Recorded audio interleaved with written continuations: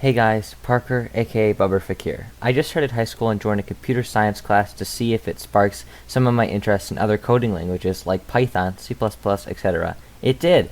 Anyways, I went to school one day and showed my new friend, I played Overwatch with him on my main channel by the way, what I made on a basic coding website, which was Scratch actually. It was a game that I made and I was happy with some time ago. Anyways, he liked it and now I'm into it again. I am from complete scratch, no pun intended, and no outside code, challenging myself to make the Scratch game into a Unity game. So yeah, I hope you guys enjoy.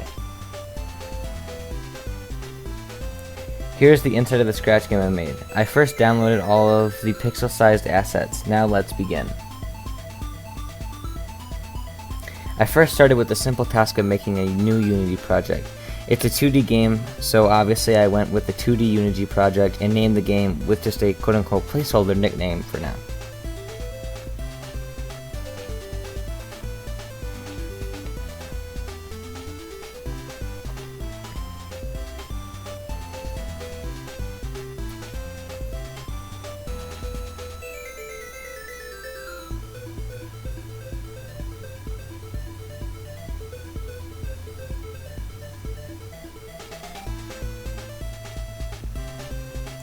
I first imported assets that I downloaded from Scratch that I made when I was making the game for Scratch. Then I organized everything into folders and then just worked a bit from there. I then went to change the simple stuff like the background color for the camera, so I reloaded the Scratch page to get the RGB values I needed for the camera.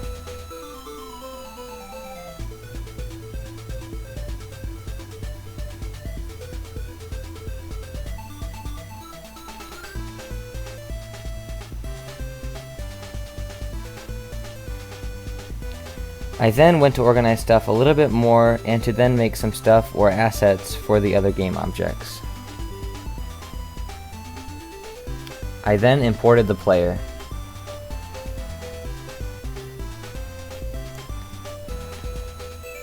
And then I realized that all of the assets I imported were too small, so I'd have to scale them up in a different way. Luckily, this wasn't hard to do, just a bit tedious.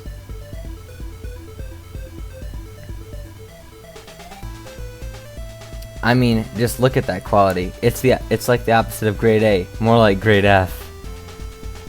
Sometime later, I then made a high quality image for the player, and then worked on some more stuff for the port of the game. I also scaled it to look like the original game.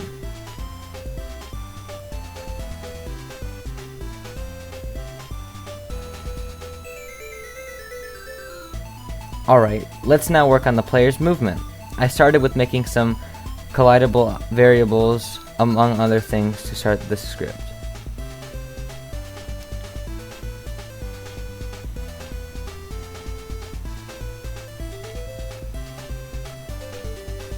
Callable and collidable, that's what I meant. I then worked on getting the player movement and physics working with the rigid bodies that were 2D, and then getting jump physics right as well. I did this by using transform.position calls and looking at the vectors multiplied by time.delta and the movement speed variable that I made. Now I begin to work on jumping for the character.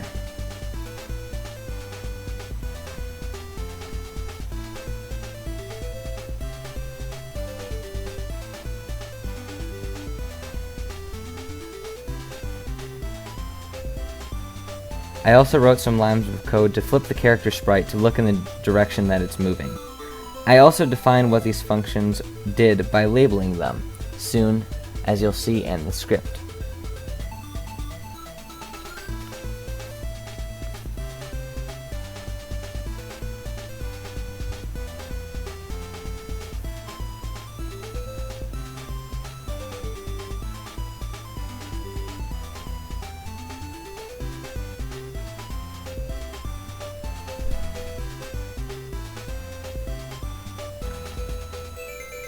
I also fixed some typos that I made in the code and put some placeholder platforms to test. I added a rigid body 2D to the player and continued. I added colliders to the player and the platform placeholder.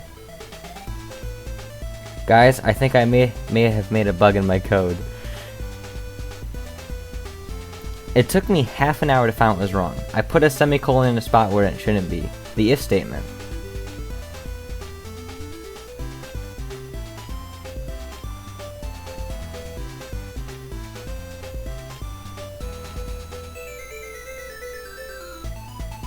There we go. Much better. That's something better. Don't worry, I'll change the jump height some more soon.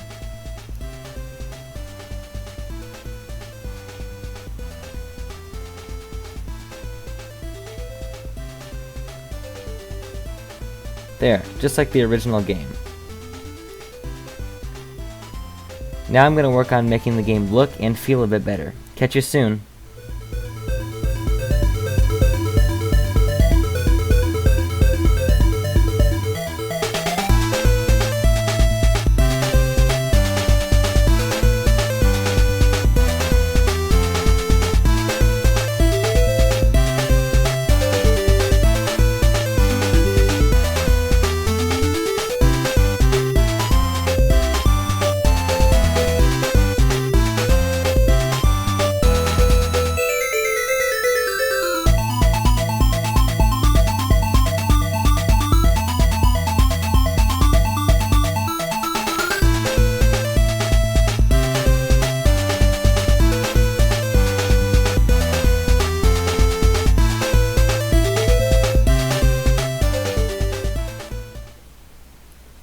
I can't tell if you guys noticed, but I wanted to implement the level changer from the original game.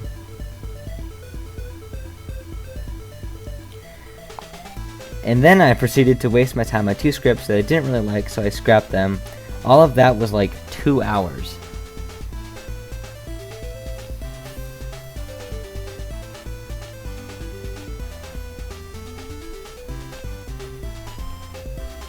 I then worked to just organize the level a bit, just to make it look a little bit nicer.